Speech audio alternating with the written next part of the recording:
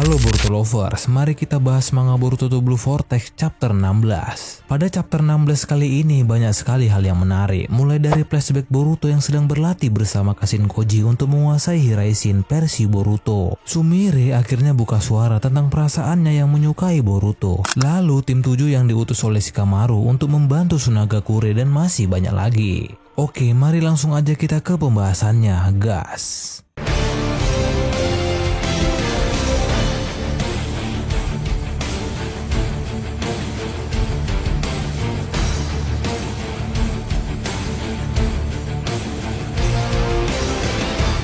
Pada chapter 16 ini berjudul Singularitas Takdir. Covernya diisi oleh Eida dan bertuliskan Love looks not with the mind but with the eyes. Atau jika diterjemahkan memiliki arti, cinta tidak memandang dengan pikiran tapi dengan mata. Di halaman awal di samping panelnya bertuliskan kilas balik saat Boruto bertemu dengan Kashin Koji. Rahasia dari lahirnya Hiraishin milik Boruto akhirnya terungkap. Chapter 16 ini diawali dengan flashback Boruto yang sedang berlatih bersama Kashin Koji untuk menguasai Hiraishin. Kashin Koji berkata, ninjutsu ruang dan waktu mampu memindahkan pengguna maupun target lainnya ke berbagai tempat dalam sekejap. Sama seperti kemampuan terbang, ini adalah salah satu kemampuan dasar yang dimiliki Otsutsuki. Di masa lalu kau telah memperlihatkan potensi kemampuan ini berkali-kali. Namun semua kesempatan itu terjadi secara spontan akibat faktor-faktor khusus yang tidak bisa terulang. Dapat disimpulkan bahwa kau belum bisa mengendalikan kemampuan itu. Akan tetapi dalam waktu hampir 6 tahun kau akan berhasil mengendalikan kemampuan itu dengan marking, yaitu membubuhkan cakramu pada suatu benda. Kau memanfaatkan berbagai logam sebagai medium untuk berpindah posisi ke berbagai tempat dalam sekejap. Kau memakai kemampuan itu sebagai ninjutsu untuk bergerak dengan bebas. Itulah Hiraishin no Jutsu.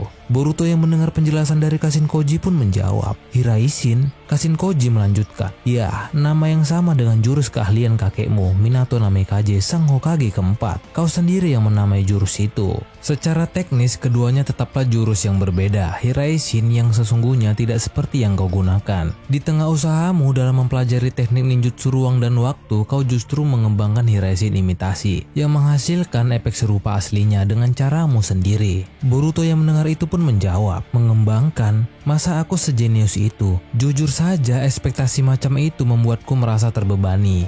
Shin pun memperlihatkan gambaran Boruto yang sedang berlatih Hiraishin di masa depan oleh Kashin Koji. Kashin Koji berkata, setelah melakukan percobaan berkali-kali, kau menarik kesimpulan bahwa medium yang paling efektif untuk marking cakra adalah yang terbuat dari logam. Boruto pun berkata, logam berarti pedang ini juga bisa? Kashin Koji menjawab, tentu saja dari shuriken, kunai, ornamen bahkan peralatan makan, berbagai benda yang terbuat dari logam dapat kau gunakan sebagai medium. Ketika medium berada dalam jangkauan penglihatan, melakukan perpindahan tempat yang akurat akan semakin mudah. Boruto kembali menjawab, jangkauan penglihatan ya? Itu artinya semakin jauh jaraknya maka berpindah pun semakin sulit ya? Kashin Koji pun kembali menjawab, sebagai contoh, jika kau memakai 2 shuriken sebagai medium dan meletakkan masing-masing shuriken itu pada suatu tempat di utara dan selatan, kau bisa mendeteksi cakra dari masing-masing medium dan berpindah tempat. Tapi ada satu masalah, di antara kedua titik itu bagaimana caranya agar kau bisa memastikan titik mana yang akan menjadi tujuanmu? Boruto pun menjawab lagi, iya ya, kurasa itu sulit. Kashin Koji melanjutkan, kalau kau hanya memakai satu medium, hal ini tidak akan jadi masalah. Tapi itu artinya kau tidak dapat memaksimalkan potensi kegunaan jurus ini. Saat itulah kau memutuskan sebuah ide, yaitu dengan memakai simbol. Kau memakai logam dengan bentuk yang beraneka ragam sebagai medium. Bentuk dari masing-masing logam itulah yang kau jadikan sebagai simbol. Dengan membayangkan simbol tertentu, meski koordinat yang kau tuju berada di luar pandanganmu, kau bisa pindah secara akurat. Boruto yang mendengar itu pun menjawab, benar juga, dengan kata lain, khusus untuk pindah ke titik yang jauh, aku cukup menyiapkan logam dengan berbagai bentuk ya? Kashin Koji menjawab, benar, akan tetapi semakin jauh jaraknya ke titik yang kau tuju, semakin kuat pula konsentrasi yang dibutuhkan. Boruto melanjutkan, intinya semakin jauh semakin sulit ya, aku harus banyak berlatih. Kashin Koji pun melanjutkan, dengar Boruto, saat ini teori dan pengetahuan yang seharusnya baru kau dapatkan setelah memakan waktu beberapa tahun, memang bisa kau dapatkan dalam waktu beberapa menit saja, tapi pengetahuan hanya sebatas informasi. Jangan lupa bahwa untuk menguasai Hiraishin sepenuhnya dibutuhkan ketekunan yang luar biasa dalam mempelajarinya. Lalu tiba-tiba Boruto berpindah ke shuriken yang tertancap di pohon. Boruto berkata, "Tak usah khawatir, aku akan terus berlatih. Lagi pula masih banyak hal lain yang harus kulakukan."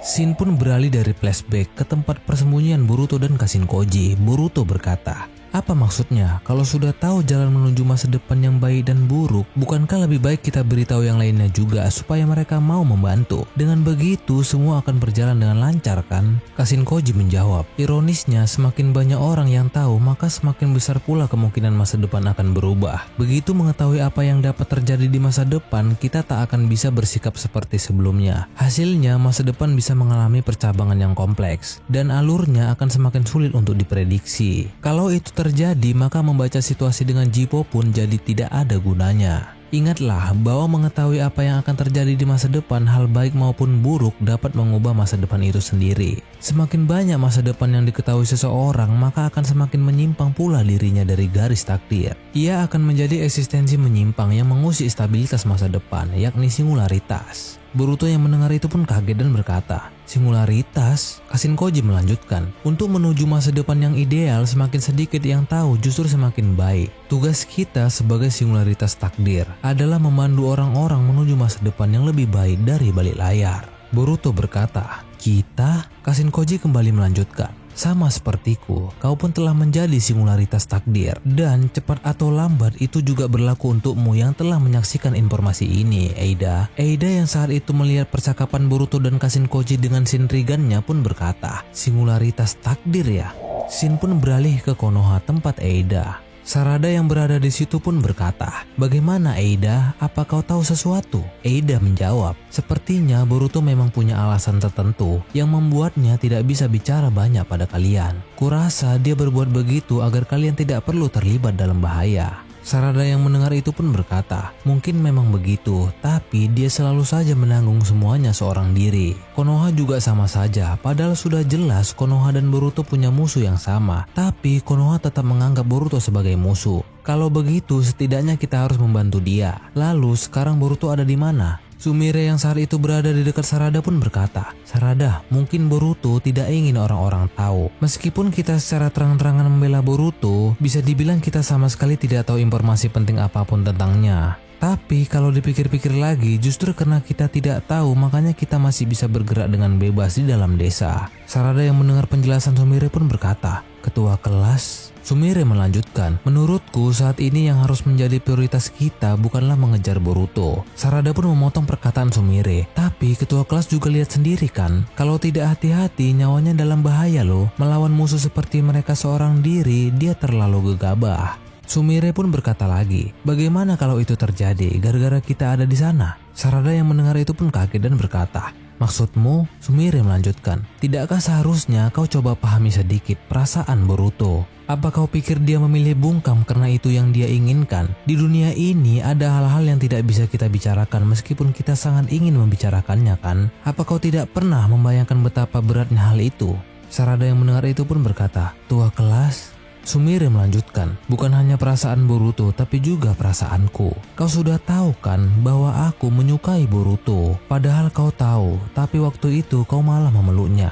Aku juga berusaha memahami perasaan Sarada kok. Karena situasinya seperti itu, wajar kalau Sarada berbuat begitu. Tapi Sarada sendiri bagaimana? Apa waktu itu sewaktu memeluknya di depan mataku meski hanya sesaat, apa kau memikirkan perasaanku?" Melihat situasi yang tegang seperti itu, Eida berkata dalam hati, "Suasananya jadi tegang begini. Saking tidak enaknya aku tidak bisa berkutik sama sekali. Tapi ini seru banget, ayo lanjutkan dong." Sumire kembali melanjutkan, "Maaf ya, aku juga bingung kenapa aku jadi membicarakan hal seperti ini. Padahal ini bukan saat yang tepat untuk membahasnya." Dan tiba-tiba Sumire pun pergi. Sarada pun berkata, "Tunggu dulu ketua kelas." Sumire pun berhenti sambil berkata, "Mau sampai kapan kau memanggilku seperti itu?" Setelah berkata seperti itu, Sumire pun pergi. Terlihat Sarada pun merasa bersalah. Lalu tiba-tiba Shikamaru menghubungi Eida. Shikamaru berkata, "Eida, ini Shikamaru, aku minta waktumu sebentar, ada yang perlu kubicarakan." Shin pun beralih ke ruangan para tetua petinggi Konoha. Terlihat seorang daimyo pun berkata, "Apa maksudnya ini? Bukankah dia melakukan kontak berkali-kali dengan kalian? Bisa-bisanya kalian membiarkan buron yang sudah ditangkap lolos begitu saja. Dia itu cuma ninja pelarian. Kenapa tidak segera dihabisi saja?" Seorang kakek petinggi Konoha pun berkata, "Kami mohon maaf yang sebesar-besarnya." Daimyo itu pun berkata lagi, "Cepat ringkus dia dan cabut nyawanya. Kalau kalian tidak bisa, akan kuoper tanggung jawab itu pada orang yang lebih pantas." Kakek itu pun berkata lagi, "Tuan Daimyo, Anda tidak perlu khawatir. Kami pasti akan menghabisinya sesuai keinginan Anda."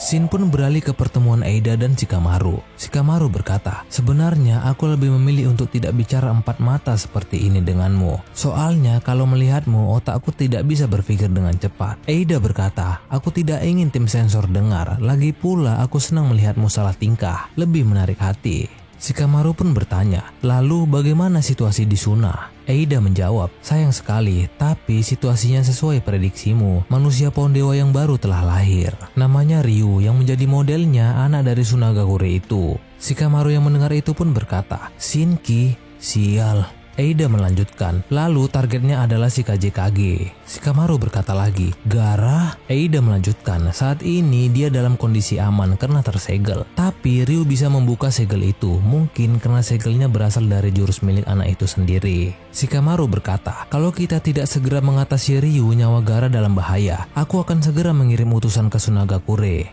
Eida berkata, "Ngomong-ngomong, yang aku lihat itu adalah gambaran peristiwa beberapa jam lalu, bukan dalam waktu nyata." Shikamaru yang mendengar itu pun kaget dan berkata, "Apa?" Eida melanjutkan, "Di antara anggota mereka ada satu yang merepotkan. Saat aku mengamati mereka dengan Senrigan, dia malah balik menatapku." Shikamaru berkata lagi, "Dia bisa melakukan hal seperti itu? Kemampuan macam apa itu?" Eida pun menjawab, "Entahlah, tapi dia membuatku merinding. Aku takut dia akan berbuat sesuatu kalau aku terus mengamati mereka. Karena itu, maaf ya, sebisa mungkin aku tidak mau mengamati mereka dalam waktu nyata." Shikamaru yang mendengar itu pun berkata, "Aku mengerti, kau tidak perlu memaksakan diri. Tidak dalam waktu nyata pun tidak apa-apa. Setiap ada informasi baru yang kau dapatkan, tolong laporkan padaku." Eida melanjutkan, "Lalu ini soal Boruto. Kau yang mengaturnya kan? Kau memanfaatkan Mitsuki supaya Boruto bisa kabur." Shikamaru menjawab, "Aku tidak tahu apa yang kau maksud." Eida berkata lagi, "Pakai pura-pura bodoh segala. Jangan khawatir, aku tidak akan mengadukannya pada orang-orang Konoha kok. Kalau posisimu terancam, aku juga jadi tidak nyaman. Selain itu..." Tiba-tiba Eida mengingat perkataan Boruto yang berkata, "Aku hanya bilang kalau aku tidak berniat membicarakannya dengan kalian. Tidak ada satupun perkataanku yang bohong."